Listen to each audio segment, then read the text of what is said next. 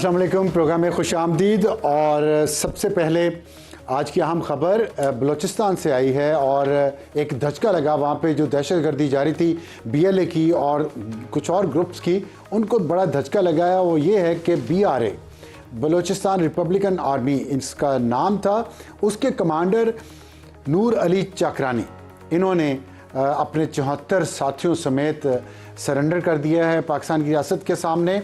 और ये एक बहुत बड़ी कामयाबी है उस जंग में जो दहशतगर्दी के ख़िलाफ़ बलूचिस्तान में लड़ी जा रही है। और ये इसके लिए एक तकरीब भी मुनक्किद की गई पाकिस्तान हाउस। सुई जहाँ से सुई गैस, जहाँ से गैस आती है पूरे पाकिस्तान में, सुई जगह का नाम है, वहाँ ज़िला डेरा बुगटी में वो जगह है। और वहाँ पे ये हथियार डाले गए। डेरा बुगटी के मुअज़्ज़िज़ीन और मीडिया के नुमाइंदे मौजूद थे और वहाँ पे डिप्टी कमिश्नर भी मौजूद थे। और इसके अलावा पाकिस्तान हाउस के केयर टेकर मीर आफ्ताब बुगटी भी वहाँ पे मौजूद थे। बड़ी तादाद में असलहा और गोला बारूद भी सरेंडर किया गया। और चाकरानी ने ना सिर्फ इस बात का इकरार किया कि वो पाकिस्तान के ख़िलाफ़ दहशतगर्दी के वाक़यात में मुलव्वस रहे हैं, बल्कि उन्होंने ये भी कहा कि ना सिर्फ हम इसको ख़त्म कर रहे हैं, सरेंडर कर रहे हैं, पाकिस्तान को जिंदाबाद का नारा लगाया, पाकिस्तान का परचम लहराया। और एक चाकरानी अमन फोर्स भी उन्होंने कायम की है ताकि जो दहशतगर्दी वहाँ पे हो रही है उसके ख़िलाफ़ इफेक्टिवली वो काम कर सके। बहरहाल ये बहुत बड़ी एक कामयाबी है इस सेंस में कि दहशतगर्दों की जो एक बहुत बड़ी ताकत थी उसने सरेंडर किया है। और जब ये सरेंडर करने के लिए ये पूरा ग्रुप आ रहा था सुई वहाँ पे पाकिस्तान हाउस की तरफ, तो इन पर हमला भी किया गया दहशतगर्दों की तरफ से ताकि इनको रोका जाए, लेकिन वो हमला भी पसपा कर दिया गया। तो ये एक अहम खबर थी और एक अपडेट हमने आपको देनी थी ये खबर की। कल हमने उस पर एडिटोरियल भी किया। इस्लामाबाद की शाहराह दस्तूर पे हमारे इस्लामाबाद हाई कोर्ट के एक जज हैं, उनके बेटे ने अबू ज़र ने एक लैंड क्रूज़र में सफ़र करते हुए दो बच्चियों को जो स्कूटी पे जा रही थी अपनी ड्यूटी ख़त्म करके, हेलमेट उन्होंने पहने हुए थे, उनको कुचल कर हलाक कर दिया। और उसके बाद उनकी गिरफ्तारी भी हुई। FIR कमज़ोर थी जिसके बारे में हमने बात की। और आज अपडेट ये है कि उसमें एक पेशरफ्त हुई है उस केस में। आज रिमांड के बाद पहले दिन पेश किया गया उसको अदालत में, अबू ज़र को। तो अदालत के अंदर मुतासरा फैमिली और जज के बेटे के दरमियान सुलह हो गई है और मुतासरा फैमिली ने जज के बेटे अबू ज़र को माफ़ कर दिया, जिसके बाद अली का लड़की का भाई रोते हुए कमरा अदालत से रुखसत हो गया। इतनी खबर अभी आई है। तो आप समझ सकते हैं कि पाकिस्तान में ये एक नॉर्म होता जा रहा है कि अगर आप अमीर हैं और आपके पास बड़ी गाड़ी है, कराची हो, इस्लामाबाद हो या कोई और जगह हो, और कोयटा, मुझे ये 3 वाक़यात फ़ौरी तौर पे याद आ रहे हैं, और शहरों में भी होता है कि अगर आप किसी को कुचल के हलाक करते हैं सड़क पे, आप गाड़ी गलत तरीके से चला रहे हैं, कोई बात नहीं, पैसा दें और आप बाहर आ जाएं। कानून और रियासत इस पर आंखें बंद कर लेगी, हालांकि बंद नहीं करनी चाहिए। तो क्या कह सकता हूँ इस पर मैं भी लड़की के भाई की तरह इस पर ज़्यादा बात नहीं करना चाहता। और आज के प्रोग्राम का तारुफ करवा दूं। हमारी टॉप स्टोरी, PTI अपने आप को बंद गली में ले गई है या नहीं, हम देख रहे हैं तलखियाँ बढ़ गई हैं एस्टैब्लिशमेंट के और PTI के दरमियान। और उसके बाद से कल से जो कुछ हो रहा है उस पर बात करेंगे। हमें ज्वाइन किया अली मोहम्मद खान साहब ने, रुकने कौमी असम्बली हैं। हॉट इशू हमारा होगा आज पाक अफ़गान सरहद फिर गर्म। कल रात से वहाँ पे फिर झड़पें शुरू हो गई हैं पाकिस्तान अफ़गानिस्तान के बॉर्डर पे, और कुछ दहशतगर्दों की तश्कीलें पाकिस्तान में दाखिल होने की कोशिश कर रही थी चमन के बॉर्डर पे और बदीनी के दोनों जगहों पे, दोनों पोस्ट पे। और पाकिस्तान ने जवाब दिया उसका, जिसके बाद अफ़गानिस्तान की साइड पे कुछ नुकसान भी हुआ है, जानी और माली दोनों, जिसका इकरार किया है अफ़गानिस्तान की हुकूमत ने। इस पर हम बात करेंगे major general retired Zahid Mahmood साहब से। और हमारा आज का एडिटोरियल होगा पंजाब में अब शहरी भी सेफ सिटी प्रोजेक्ट का हिस्सा बन सकेंगे अपने मोबाइल फ़ोन के ज़रिए। इसके फ़वाइद क्या है, नुकसानात क्या हैं, बताएंगे अपने एडिटोरियल में। शुरू कर स्टोरी। अली मोहम्मद खान साहब, अस्सलाम वालेकुम एंड वेलकम। जी वालेकुम सलाम। आपको ज़ाहिर चीज़ें पता ही हैं जो कुछ हो रहा है। खान साहब का पहले ट्वीट आया, पहले मुलाकात नहीं हो रही थी, मुलाकात हुई, उसके बाद उज़्मा खान साहिबा की मुलाकात के बाद बाहर आई, उसके बाद एक ट्वीट हुआ, उसमें बहुत गंदी ज़ुबान इस्तेमाल की गई। उसके जवाब में फिर हुकूमती वज़रा ने प्रेस कॉन्फ्रेंस की, DGISPR ने प्रेस कॉन्फ्रेंस की और अब उसका जवाब दिया। और फिर अब जो है उसके जवाब में उसके बाद फिर PTI के सोशल मीडिया और ख़ास तौर पे खैबर पख्तूनख्वा हुकूमत की जो काबीना के अरकान हैं और एक सेनेटर हैं, वो बहुत ज़्यादा सख्त ज़ुबान इस्तेमाल कर रहे हैं फ़ौज के ख़िलाफ़ और DGISPR के ख़िलाफ़ और तमाम जो फ़ौज के और हुकूमत के लोग हैं उनके ख़िलाफ़। इससे एक बहस पाकिस्तान में शुरू हो गई है कि क्या PTI अपने आप को बंद गली में ले गई है और क्या एक सियासी जमात और उसके सियासी सरबराह को इस तरह मामलात को इस तरफ ले जाना चाहिए था। यहाँ तक कि सवालात भी पूछे गए कि जब national security threat Imran Khan को डिक्लेयर किया गया है, इससे पहले जिस सियासी लीडरों को भी डिक्लेयर किया गया था, लेकिन उनको नेशनल सिक्योरिटी थ्रेट नहीं कहा गया था, उनको सिक्योरिटी रिस्क कहा गया था। रिस्क और थ्रेट में फ़र्क है और आपसे बेहतर कौन जानता है। तो फ़र्क था पहले वाले लीडरान ने जो ज़ुबान इस्तेमाल की और अब खान साहब जो ज़ुबान मुसलसल इस्तेमाल कर रहे हैं उसमें और इसमें। आप बताएं, क्या वाकई PTI अपने आप को बंद गली में ले गई है और अब सिर्फ यही रास्ता है कि वो लड़ के इक़्तिदार में आएंगे, वो बातचीत करके इंतखाबात के ज़रिए सियासी एक जो प्रोसेस है उसके ज़रिए इक़्तिदार में नहीं आना चाहते? जी बहुत शुक्रिया। बिस्मिल्लाहिर्रहमानिर्रहीम।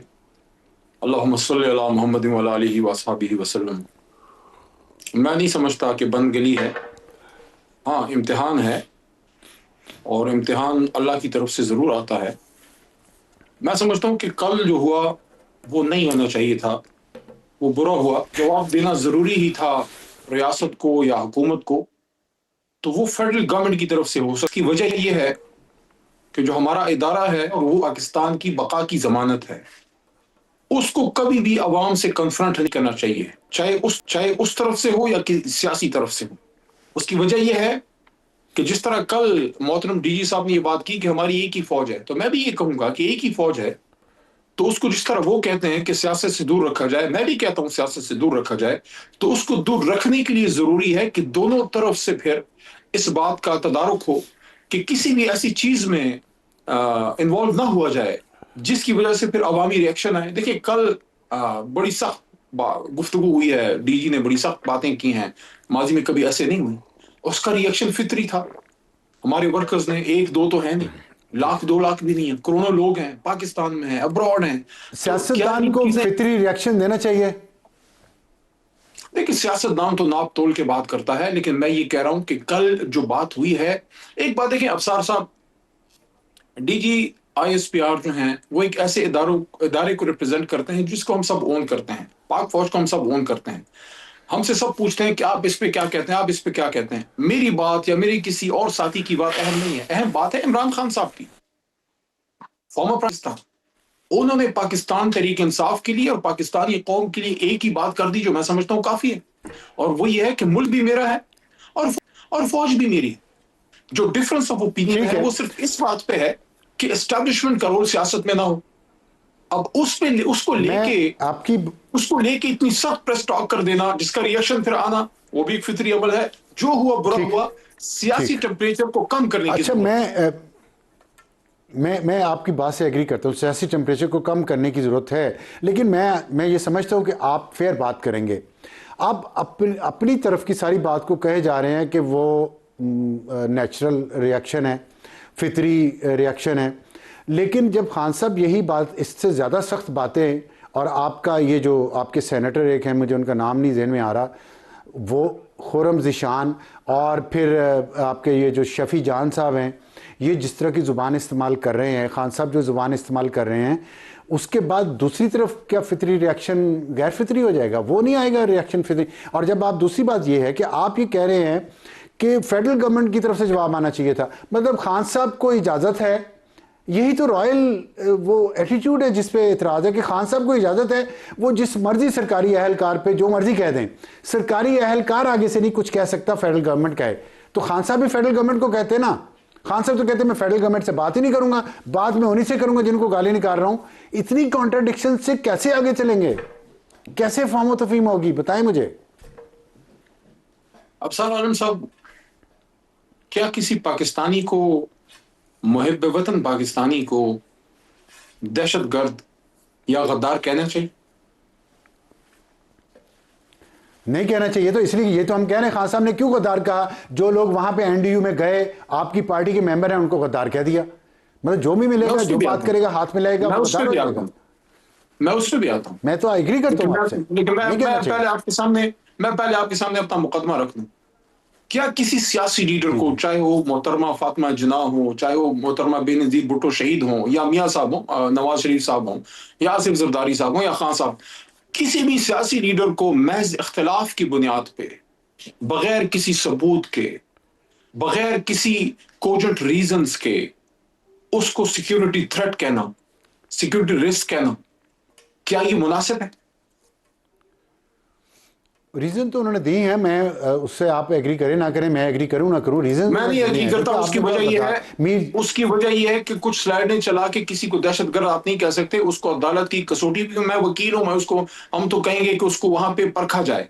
मेरा नुक्ता सिर्फ और सिर्फ ये है कि हम पाकिस्तान में 25 करोड़ रहते हैं, आपस में जो भी होगा, कभी खुशी होगी, बिल्कुल ठीक है, कभी खुशी से बिल्कुल ठीक है। नाराज होंगे। मेरा एक सवाल है अफसार आलम साहब, और अभी थोड़ी देर बाद हमारी प्रेस टॉक भी होगी, मुझे मौका मिला शायद उस पर भी मैं बात करूं, कि जब एक इंतहाई जिम्मेदार ओहदे पे एक शख्स, एक न्यूक्लियर इस्लामिक स्टेट का, जो एक मोस्ट पावरफुल, हमारी अल्लाह के करम से अल्हम्दुलिल्लाह आर्म फोर्सेस हैं, उसका इंतहाई जिम्मेदार शख्स जब एक एक्स प्राइम मिनिस्टर को सिक्योरिटी रिस्क या सिक्योरिटी थ्रेट या वट कह दे, दुनिया में हमारी क्या इज्जत रह जाती है कि इस मुल्क का एक वजीर आजम सिक्योरिटी कोई नहीं थ्रेट है? रहती। दूसरा, दुनिया क्या मैं देखती देखिए है कि मैं ये अजीब मुल्क है।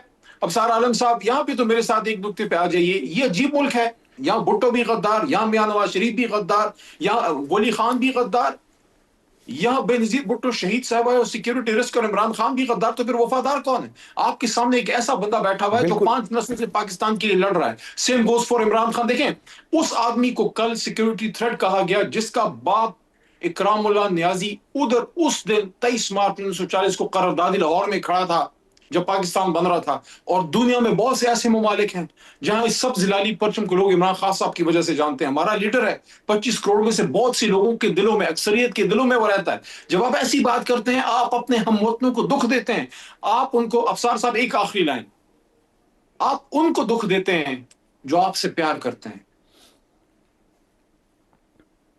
ठीक, आपने बात कर ली कि उनको दुख देते हैं जो आपसे प्यार करते हैं।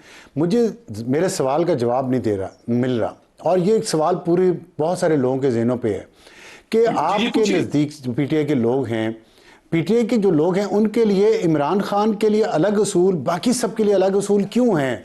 नवाज शरीफ को उन्होंने मोदी का यार कहा, गद्दार कहा, बेनजीर भुट्टो को इमरान खान ने सिक्योरिटी रिस्क कहा।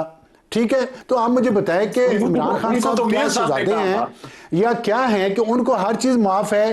किनको नहीं? इमरान खान साहब ने भी कहा, आप उस वक्त मुझसे छोटे हैं ना, आपको नहीं पता, खान साहब ने भी कहा था। खैर छोड़ें इस बात को, बहस पे नहीं, मैं कहता हूँ चले बेनजीर को नहीं, फर्ज करें कि तो नवाज शरीफ को कहना जायज़ है और कमर बाजवा को कहना जायज़ है, लेकिन खुद आप रवायत बनाएं तो पलट के तो आप पे आएगी। तो फिर आप ये क्यों कहते हैं जी कि उनकी तरफ से नहीं कहना चाहिए था, वो तो फितरी है, हमारा रिएक्शन फितरी है, दूसरे का गैर फितरी है? ये कैसे हो सकता है? ये दो स्टैंडर्ड्स क्यों हैं?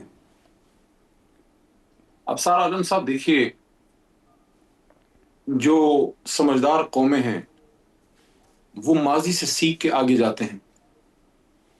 अगर आज हम 50-60 साल बाद भी एक पॉपुलर लीडर को, आज से बहुत साल पहले जब मैं तो पैदा भी नहीं हुआ था, शायद आप स्टूडेंट होंगे उस वक्त, जब बानी पाकिस्तान की बहन को सिक्योरिटी रिस्क या थ्रेट कहा गया, आज 50-60 साल मैं बाद इतना भी पुराना नहीं हूं अली मोहम्मद खान लीडर को साहब। ये कहा जा रहा है।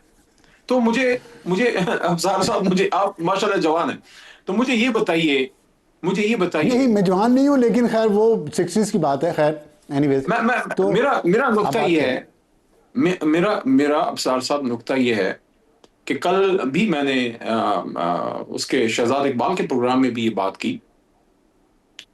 कि वर्दी पहना हुआ शख्स जितना पाकिस्तान से मोहब्बत करता है, उसके लिए जान देता है, उतनी मोहब्बत सिविल कपड़ों में मलबूस अली मोहम्मद, अफसार आलम, इमरान खान या नवाज शरीफ, हम भी पाकिस्तान से करते हैं। ये अथॉरिटी किसी के पास नहीं, ये अथॉरिटी किसी के पास नहीं है। कि वो किसी को कहे कि आप मेरे से कम पाकिस्तानी है, मेरे से कम मुहब्बत वतन है। देखिए चले आप फिर मिसाल, आप मैं मिसाल आपको आप देता ऐसा हूं। कह दें, मियां आप साहब कह ने- दें कि आप कह दें कि इमरान खान ने, आप माजी में गलतियां सबसे हुई, आप कह दें कि इमरान खान ने गलती की है, उसे नहीं ये कहना चाहिए था, कह दें आप।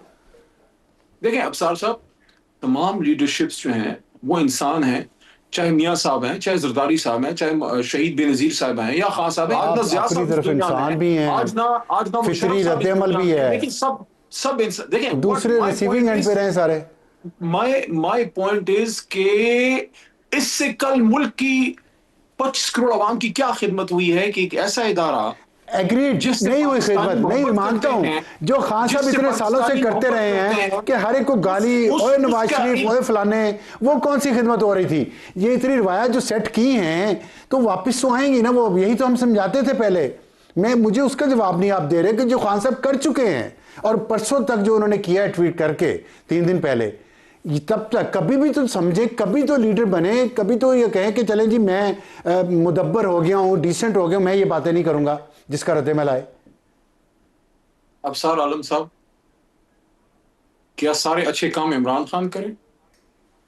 किसी और ने कुछ नहीं करना? जी जी, किसी और का आप मुल्क कहते नहीं हैं, है? आप कहते हैं वो सबसे बड़े लीडर हैं, आप कहते हैं जब महात्मा हैं, जब तो महात्मा जब का तो फिर नहीं, रोल वो भी तो अपने महात्मा हिस्से का होना कर रहे चाहिए, हैं। कैरेक्टर देखिए भी महात्मा होना चाहिए। सर मुझे जवाब देने का तो मौका दीजिए ना। देखिए वो तो अपने जी जी, हिस्से से बिल्कुल दें। ज्यादा, अपने हिस्से से ज्यादा बोझ उठाए बैठा है पाकिस्तान की तारीख में। सब ने बोझ उठाया है। खान साहब पाकिस्तान ना की करें, तारीख में ऐसा कौम ने लीडर बहुत नहीं कुछ आया, दिया भी है, ऐसा इस मुल्क लीडर में नहीं हर एक आया ने जो बोझ उठाया 850 है, हर एक ने कुर्बानियां दी हैं, लेकिन वो अपने लेकिन उसूलों सबको पे इतना खड़ा मिला है। नहीं रिटर्न में जितना खान साहब को मिला रिटर्न में। खान साहब को बहुत नवाजा इस कौम ने और वतन ने, लेकिन आप लोगों ने जिस, खैर छोड़े इस बात को, लंबी हो जी। मुझे बताएं, बैरिस्टर गौहर मुझे साहब एक ने जो बात कहा करने देना। है आपकी पार्टी देखिए के, कल जी जी, कल करें इस शख्स ने करें। अपने दिल का गुबार निकाला है, आप क्यों निकाल रहे हैं? आप मुझे जवाब देने दें। देखिए मेरी बात सुनिए, नहीं, गुबार तो दिल में हर एक के है ना। देखिए रिवायत मेरी बात बहुत सुनिए। खत्म कर दी गई यहाँ पे, मैं इतनी इस वक्त गाली निकालते हैं आप पाकिस्तान लोग, के, इतनी गाली निकालते हैं। मैं सुनिए मेरी बात सुनिए, मैं इस वक्त पाकिस्तान के एक सीनियर जर्नलिस्ट से मुखातिब हूं, अफसार आलम साहब से। अब अफसार आलम अगर सर कोई बात सर करेंगे, अफसार आलम अगर कोई बात करेंगे या कोई 18-19 साल का नौजवान साहब बात करेगा, तो मैं अफसार साहब से ज्यादा तदब्बुर की और विजडम एक्सपेक्ट करूंगा उस नौजवान की निस्बत या एग्जैक्टली उस नए शख्स एग्जैक्टली। की निस्बत। मेरा पॉइंट ये है कि 1 महीने तक इमरान खान साहब का राब्ता काटा गया, उनकी जिंदगी के हवाले से चाहे मगोइयां हुई, वो हिंदुस्तान से, अफगानिस्तान से उनके बारे में खबरें चलाई गई। उनकी बहनें खून का रिश्ता है, बहनें भाई से वैसे भी बहुत मोहब्बत करती हैं, और वो बहनें परेशान थी, वो तकलीफ में थी, उनको फिक्र थी, उनको परेशानी थी। खुदा खुदा करके बहुत एहतजाज के बाद और पता नहीं जो भी हुआ, उसके बाद 3 में से 1 बहन को 15 मिनट या 20 मिनट का मौका मिला बात करके। वो जब बाहर आई हैं, उनकी जज्बातियत हो सकती थी, उनको तकलीफ थी, वो गम में थी, वो गुस्से में थी। सबकी बहनें हैं जिन्होंने कल बात की चलें, है, उनकी बहनें नहीं है, उनकी ठीक भी तो बहनें हैं। मेरा नुक्ता यह है कि उन्होंने अगर कोई ठीक है, बात कर भी थी, खातून है उनकी उस्मा बहनें, आपा उनकी ने, उसका रिस्पॉन्स मैं नहीं समझता DGISPR जितनी अहम पोस्ट से इस तरह से आना चाहिए था। मैक्सिमम बात होती, आता था और प्रेस टॉक कर ठीक लेते, उसका जवाब दे देते। वक्त, क्योंकि उसकी वजह यह है कि सियासतदान जब सियासतदान के खिलाफ बात कर रहा होता है, उससे आपका इदारा बचा रहता है। लेकिन जब इदारा रिस्पॉन्ड, देयर वाज नो ठीक है। नीड, डिफेंस तो मिनिस्टर मौजूद है, आपका सियासतदान, मैं यही मेरा यही पॉइंट है। अली मोहम्मद खान साहब, वक्त ख़त्म हो गया है हमारे सेगमेंट का, लेकिन सवाल मेरा यही था कि सियासतदान को सियासतदान कह सकता है तो आपके सियासतदान मुदब्बर 75 साल 74 साल माशाल्लाह उम्र, ठहराव आना चाहिए, तो सियासतदान को कहते हैं ना। वो फौज के पीछे क्यों पड़े हुए हैं, फील्ड मार्शल के पीछे क्यों पड़े हुए हैं? मुज़ाकरात भी उन्हीं से करने हैं, गाली भी उन्हें निकालनी है, सियासतदान ने उससे मुज़ाकरात भी नहीं करने, और तो फिर कैसे आगे बढ़ेंगे, कैसे बढ़ेंगे आगे? चलो आखिरी 10 सेकंड में जो कहना चाहिए। एक सिंपल सी बात है, आपकी भी अफसार आलम भाई इस दश्त की सयाही में, मैं नहीं कहूंगा कि सारे स्याह बाल काले हो गए, लेकिन 2-3 सफेद हो गए, लेकिन कुछ सफेद हो गए। ताकत का मंबा किधर है? सारे ही हो गए हैं। 8 फरवरी को हमारा इलेक्शन किसने चुराया? फिर आपने अपना सारी जितनी बात की थी आपने सारी खत्म कर दी। जब ताकत का मंबा है तो फिर आप छोड़े ना, फिर इस तरह ना करें, फिर आगे अफवाह तफहीम करें, फिर अफवाह तफहीम करें ना, लोगों को बेवकूफ तो ना बनाएं कि हम सियासी टेम्परेचर का। मैं इसके हक में, मैं जब जेल से निकला, आपने बड़ी अच्छी बात कर दी, बात ही खत्म कर दी आपने कि ताकत का मंबा किधर है, बस। तो आप डरा के उनको लाना चाह रहे हैं, ऐसे होगा नहीं। मैं तो अफसार आलम साहब सिंपल बात करता हूँ। मैं तो जब निकला जेल से मैंने एक बात की, खान साहब ने उसको अप्रिशिएट किया था। जब मैं 27 जुलाई 2023 को अपनी 7 दफा की गिरफ्तारी असीरी के बाद निकला, मैंने कहा पाकिस्तान को सियासी इंतकाम की नहीं, सियासी इस्तेकाम की जरूरत है। ये सब इसको सोचें। ठीक है, देखिए इस बस वक्त आप बस इस मुल्क ठीक को आगे लेके जाएं, एक दूसरे को आप दीवार से लगा के। ठीक है आप खान देखिए साहब 25 करोड़ की आबादी को, उसमें से अक्सरियत को, जिसका एक लीडर है इमरान खान, जो वक्त लोगों के दिलों में रहता है, उसके खिलाफ जब आप बात करेंगे रिएक्शन आएगा। इसका क्या फायदा है? मुल्क को क्या फायदा है? रियासत को वक्त क्या फायदा वक्त खत्म हो गया, बिल्कुल ठीक है। लेकिन आज आपने मेरे बहुत सारे सपने दिए, वक्त खत्म हो गया है कि अलग अलग स्टैंडर्ड्स क्यों हैं खान साहब के लिए और पूरी कौम के लिए, लोगों के लिए। और दूसरी बात जो आपने बड़ी पते की कह दी है कि ताकत का मंबा किधर है। सबको सुनना चाहिए कि अवाम को बेवकूफ़ी बनाया जा रहा है कि अवाम ताकत का मंबा है। नाम अवाम का लिया जाता है लेकिन ताकत का मंबा तो वही है। तो उनको फिर क्या आप डरा के मुज़ाकरात करना चाहते हैं? फ़हम तफ़हीम ऐसे हो नहीं पाएगा। वक्त ब्रेक के बाद वापस आएंगे तो हॉट इशू पाक अफ़गान सरहद फिर गर्म। प्रोग्राम में दोबारा खुशामदीद। वक्त है आज के हॉट इशू का। पाक अफ़गान सरहद फिर गर्म हो गई है। Major general retired Zahid Mahmood साहब ने हमें ज्वाइन किया है, दिफाई तजियाकार हैं। जैसा फरमाइएगा, कल रात पाकिस्तान अफ़गानिस्तान के दरमियान फिर सरहदी झड़प हुई है। कुछ इतलात के मुताबिक 5 जगहों पे, कुछ इतलात के मुताबिक 2 जगहों पे।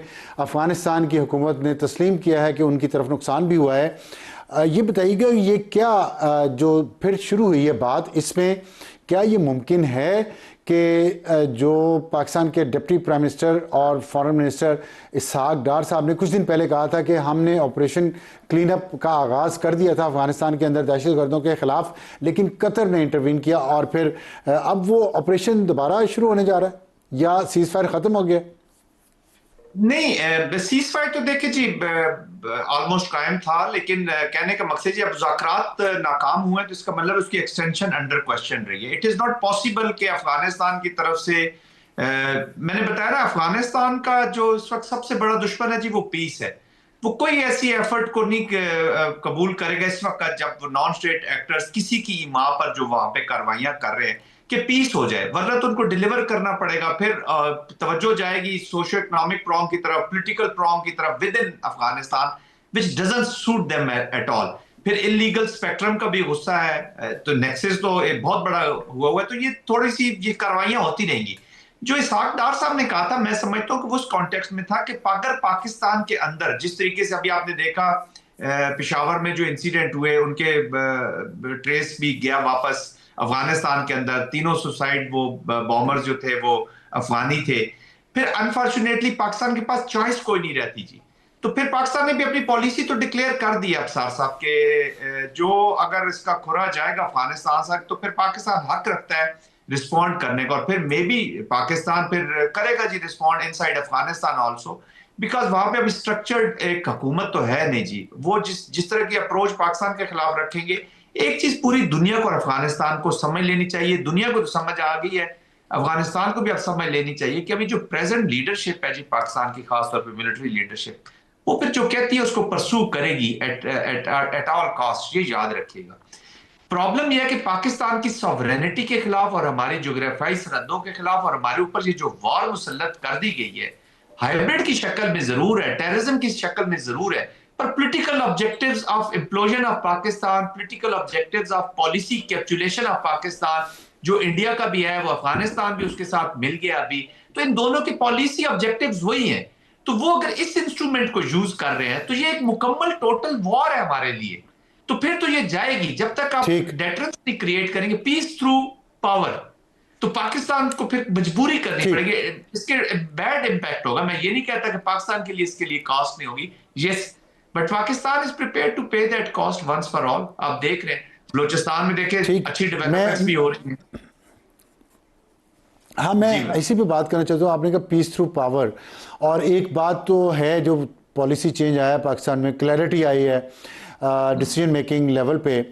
हमने देखा पिछले 25-30 साल से हम समझते थे गुड तालिबान है, बैड तालिबान है, लेकिन इस बार पिछले 2-3 साल से हमने देखा खुल के फ़ौजी क़यादत ने भी और सिविलियन क़यादत ने भी ये कहा है कि ये दहशतगर्द हैं, इनसे लड़ना है और इनके साथ बातचीत नहीं होगी और इनको ये अपनी कार्रवाइयाँ बंद करनी पड़ेगी, नो मिडवे।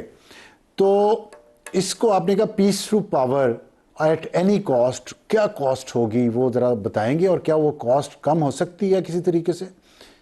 देखिए, कॉस्ट तो हम पे कर रहे हैं। इकोनॉमिक कॉस्ट आप ले फॉर एग्जांपल, जानों की नजराने तो जो पाकिस्तान के लोगों की जानें जा रही हैं, चाहे वो एक सिविलियन जान हो जो मिलिट्री की हो, इट इज इक्वली इंपॉर्टेंट जी। That is not acceptable. और हाई कैजुअलिटी रेट है, ऐसा भी नहीं है। आपने देख लिया होगा कि अगस्त के बाद जिस तरीके से सर्ज भी आई है इसमें और कैजुअलिटीज हुई हैं, वो पाकिस्तान पे करे। इकोनॉमिक कॉस्ट है, सोशल कॉस्ट है। अभी देखिए ना, सोशल पॉलिटिकल कॉस्ट पाकिस्तान पे करे। पोलराइजेशन है, पॉलिटिकल पोलराइजेशन है पाकिस्तान के अंदर, उसको भी इसी वार के साथ अटैच करके आप पूरा फायदा उठाना चाह रहे हैं अपने लोकल पॉलिटिकल ऑब्जेक्टिव्स हासिल करने के लिए। जो स्पेक्ट्रम वाला है, इलीगल स्पेक्ट्रम वाला है, जिसकी स्मगलिंग रुकी है या जिसका तेल आना बंद हो गया, वो भी इस वॉर में शामिल हो गया, पूरा फायदा उठाना चाहता है अपने इलीगल स्पेक्ट्रम को कवर देने के लिए। सोशल कॉस्ट है, ऑलरेडी आपने देखा होगा पॉपी ग्रोथ और ये अनफॉर्चुनेटली नारकोटिक्स और इसकी तरफ रुझान बढ़ा है, क्योंकि और इकोनॉमी जब चलेगी नहीं तो इसी तरफ ही जाएंगे ना, इलीगल इकोनॉमी की तरफ जाएंगे। तो हम अफगानिस्तान की जब तक इकोनॉमिक मूवमेंट्स आगे नहीं बढ़ेंगी, इकोनॉमिकली वो स्ट्रांग नहीं होगा, स्टेबल नहीं होगा, पॉलिटिकली स्ट्रांग स्टेबल नहीं होगा, तो कैसे स्टेबिलिटी आएगी? नॉन स्टेट एक्टर्स, इसकी कास्ट पाकिस्तान को पे करनी पड़ रही है जी। हमारी देखे ना 150 बिलियन डॉलर से ज्यादा के तो हमारे नुकसान इकोनॉमिक हो चुके हैं। 90,000 के करीब हमारी जिंदगियां चली गई हैं, स्कूल बच्चियों के कई जगहों पे बंद हो जाते हैं। तो हमारा ये वो कॉस्ट है जो करनी है। बट हैविंग सेड दैट, वो एम्बोल्डन होते जा रहे हैं जी। अभी मैं एक प्रोग्राम में बैठा था, एक स्पोक्स पर्सन बैठे थे पीटीआई के, वो यही कहते हैं कि जिरगा होना चाहिए, हमने बड़ा सक्सेस। वन साइडेड जिरगा तो बहुत अच्छा हो जाता है। आपने बाजोड़ में लोकल जिरगा किया था उनके साथ, 7 सेशंस आपने 8 किए, क्या उसका नतीजा निकला? वो तहरीके तालिबान पाकिस्तान के साथ भी आप कर रहे हैं, ठीक है। तो वो 3 हमले ये आपने भी जो कहा कि ये सियासी एक फैक्शन है जो चाहता है अभी भी मुज़ाकरात किए जाएं। हमने देखा भी, अभी भी देख रहे हैं हम कि टॉक शूट, कभी मुज़ाकरात शुरू हो जाते हैं, सीज़ फायर हो जाती है, फिर जंग शुरू हो जाती है। तो ये कितना अरसा ये चलेगा ये सारा मामला जो आप कह रहे हैं? क्या इससे पाकिस्तान की जो उसको स्ट्रेटजी को नुकसान नहीं पहुंच रहा? क्योंकि फ़ायदा तो दहशतगर्दों का है ना, बेयकीनी तो पाकिस्तान के अंदर अभी भी है। कभी बातचीत हो रही है, कभी ऑपरेशन हो रहा है, कभी बातचीत हो रही है, कभी ऑपरेशन हो रहा है। तो एक स्टेबिलिटी तो नहीं आ रही हमारे यहाँ। अब साथ ये जो ट्रांसलेट करता है ना जी between talks and dialogue and war, ये कॉन्फ्लिक्ट करता है जी। और हाइब्रिड का तो कंटिन्यूसली करता रहेगा। आप देखें ना, अभी यूक्रेन रशिया की बातचीत भी होती रहती है, थर्ड पार्टी से भी होती है, वॉर चलती रही। मिडिल ईस्ट के अंदर भी आप देख रहे हैं, दो बड़े बराबर के ममालिक हैं। यहाँ पे तो दहशतगर्द लोग हैं, रजीम को कोई रिकॉग्नाइज नहीं करता पूरी दुनिया में, फिर भी मतलब हम उनके साथ यही अगर इस तरह करते रहेंगे तो हम वॉर विक्ट्री है, या जो आप कह रहे हैं पीस थ्रू पावर है, तो पीस तक कैसे पहुंच पाएंगे? कितना अरसा लगेगा? अब पावर हम कभी पूरी तरह यूज ही नहीं करते। इट इज नॉट पॉसिबल इस हाइब्रिड की एप्लीकेशन में कोई टाइमलाइंस देना, लेकिन कम से कम जो ऑब्जेक्टिव्स हैं, आप नेशनल ऑब्जेक्टिव्स पहले फिक्स कर ले कि ये हमने स्टेजेस हैं जो हमने अचीव करनी है, ये रीजन्स हैं या ये इलाके हैं जो हमने क्लियर करने हैं। वो जब सामने आएंगे तो फिर कुछ टाइमलाइंस दी जा सकती है। बट देखिए ना, कुछ इंटरनेशनल ऑब्लिगेशंस भी तालिबान ने जो पूरी नहीं की है। इसलिए तो मैं कहता हूं कि पाकिस्तान का रिस्पांस न सिर्फ आपस के डायलॉग या वॉर के अंदर है, इंटरनेशनल रीजनल इंक्लूजन की बड़ी सख्त जरूरत है। जिन्होंने 2020 का 21 का दोहा का अकॉर्ड नहीं पूरा कर लिया, तो आज अमेरिका को आप अकाउंटेबल करें या उन पर प्रेशर डालें कि जी आपका ये अकॉर्ड था, आप इसकी जो पॉलिटिकल सोशल इकोनॉमिक जो वैल्यू वो चीजें थी उसको तो परसू करें ना। आपने एक क्योटिक हमारे पास में छोड़ दिया है। और अभी जो स्ट्रेटजी आई है जी, डिफेंस स्ट्रेटजी जो अभी 2025 की आई है, उसमें अफगानिस्तान का तो नाम तक नहीं लिया जी प्रेसिडेंट ट्रंप ने। इसका मतलब है कि he is not interested in this region. तो आपको कॉस्ट इन लोगों को इन्वॉल्व करना पड़ेगा। पूरे रीजनल कंट्रीज की जो इकोनॉमिक, देखिए अभी अगली वॉर शुरू हो गई है जियो इकोनॉमिक्स के ऊपर। चाइना भी जो ग्लोबल साउथ है उसकी इकोनॉमी करके अपने आप को आगे ले जाना चाहते हैं, और हमारा ये अफगानिस्तान एक स्पॉइलर बैठा हुआ है। तो चाइना, ये रीजनल चीजें, ये बहुत सारी चीजें हमें इकट्ठी करनी होंगी, लेकिन पीस विद इन। ठीक है जनरल साहब, बहुत शुक्रिया हमसे बात करने के बाद। एक ब्रेक के बाद वापस आएंगे तो हमारा आज का एडिटोरियल। और वक्त हुआ हमारे आज के एडिटोरियल का। अब पंजाब में एक नया फीचर वहाँ की हुकूमत ने इंट्रोड्यूस करवाया है कि शहरी आम शहरी जो हैं वो भी सेफ सिटी प्रोजेक्ट का हिस्सा बन सकते हैं। उनके पास सबके पास आजकल मोबाइल फ़ोन हैं, तो पंजाब की सरकार ने ये एक नया फीचर इंट्रोड्यूस करवाया है। उसके दो तरीके हैं कि स्मार्ट मॉनिटरिंग कैसे कर सकते हैं। आप कहीं जा रहे हैं गाड़ी में, पैदल, मोटर बाइक पे, कहीं किसी भी तरीके से, और आप कोई जुर्म होता देखते हैं तो आप अपने फ़ोन से वीडियो बना के या तस्वीर बना के पंजाब सेफ सिटी को भिजवा सकते हैं और उसकी वजह से फौरी तौर पे वहाँ पे पुलिस आ जाएगी और सरकारी इदारे उसके खिलाफ एक्शन ले सकेंगे। दो तरीके हैं, एक तो ये कि 15 पर कॉल करके लाइव वीडियो शेयर करने का, लाइव फीड शेयर करने का आप कहें तो वो शुरू हो जाएगा, और दूसरा ये है कि पब्लिक सेफ्टी एप्लीकेशन एक है, connect to Punjab safe city, वो फीचर उन्होंने मुतारफ़ करवाया। आप उसके ज़रिए वो ऐप डाउनलोड कर लें अपने फ़ोन पे और जहाँ कहीं देखें उसको दबाएं और फीड डायरेक्ट जाना शुरू हो जाएगी पंजाब सेफ सिटी के सिस्टम में। इसका सबसे बड़ा फ़ायदा यह है कि रियल टाइम में आप किसी भी किस्म के क्राइम को शेयर कर सकते हैं हुकूमत के साथ, पुलिस के साथ, और वो उस पर कार्रवाई करेगी, जिसमें ख़ास तौर पे ख़वातीन जो डोमेस्टिक वायलेंस का शिकार हैं और सड़क पर कोई जुर्म हो रहा है तो उस पर। लेकिन इसमें एक तशवीश का इजहार किया गया है, और वो तशवीश ये है कि जब आप कनेक्ट हो जाएंगे अपने फ़ोन के ज़रिए सरकारी इदारे से और उसके सिस्टम से, तो आपकी प्राइवेसी मजरू हो जाएगी। आपके फ़ोन में जो डेटा है वो वहाँ ट्रांसफ़र हो सकेगा या उसके ज़रिए कैमरा आपका इस्तेमाल हो सकेगा किसी और वक्त। उस पर हमने बात की है। एक professor Kaukab Zubairi garrison college Lahore के डीन हैं और उन साइबर सिक्योरिटी एक्सपर्ट भी हैं। उनका कहना है कि इससे पर्सनल डेटा कॉम्प्रोमाइज़ होने का कोई खदशा नहीं है, बल्कि ये जराइम की रोकथाम के लिए एक मुफीद प्रोजेक्ट है। दूसरा हमने बात की इस safe city project executive officer coordination Fakhra Irshad साहिबा, उनके मुताबिक 17 नवंबर को ये प्रोजेक्ट लॉन्च किया गया। 60,000 शहरी शिकायत दर्ज करवा चुके हैं। सबसे ज़्यादा रोड एक्सीडेंट्स, गली की लड़ाइयाँ, हरासमेंट, कत्ल की कोशिशें, खुदकुशी वगैरह की शिकायत मौसूल हुई हैं, मगर फाखरा इरशाद साहिबा के मुताबिक सिर्फ 1000 केसेस असली हैं। तो आप इस सहूलत को सही तरीके से, ऑनेस्टली, अच्छे तरीके, अच्छे काम के लिए इस्तेमाल करें, फजूल में इस्तेमाल ना करें, वरना फिर एक अच्छा काम उसका बुरा नतीजा निकलेगा। आज के लिए इतना ही। खुदा हाफिज़ एंड गुड नाइट।